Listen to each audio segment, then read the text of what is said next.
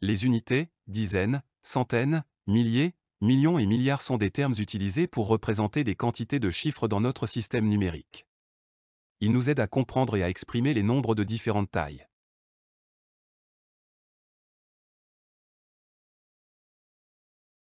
Commençons par les unités.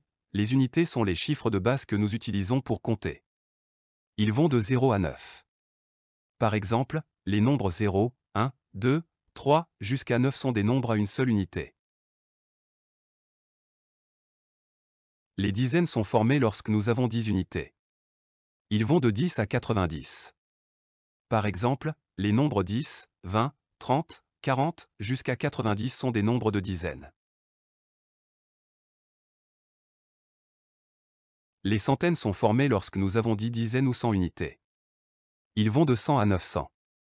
Par exemple, les nombres 100, 200, 300, 400, jusqu'à 900 sont des nombres de centaines.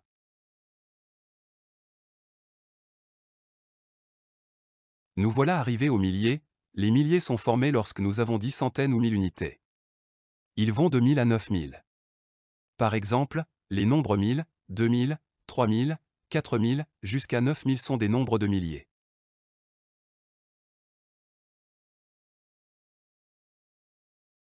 Toujours plus grand, voici les millions. Les millions sont formés lorsque nous avons 1000 milliers, soit 1 million d'unités. Ils vont de 1 million à 9 millions. Par exemple, les nombres 1 million, 2 millions, 3 millions, 4 millions, jusqu'à 9 millions sont des nombres de millions. Ensuite on passe aux dizaines de millions, puis aux centaines de millions.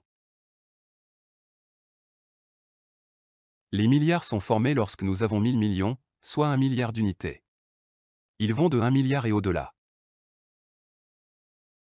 Maintenant que nous avons vu les différentes grandeurs, voyons les relations qui les lient entre elles. Une dizaine égale 10 unités, une centaine égale 10 dizaines égale 100 unités, un millier égale 10 centaines égale 1000 unités, un million égale 1000 milliers égale 1 million d'unités, un milliard égale 1000 millions égale 1 milliard d'unités.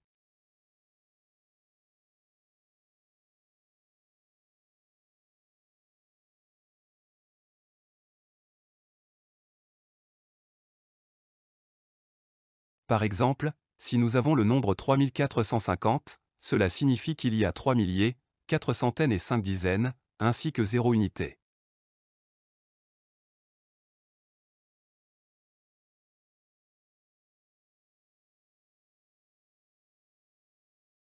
Il est important de comprendre ces relations entre les unités, car elles nous aident à lire et à écrire des nombres de différentes tailles.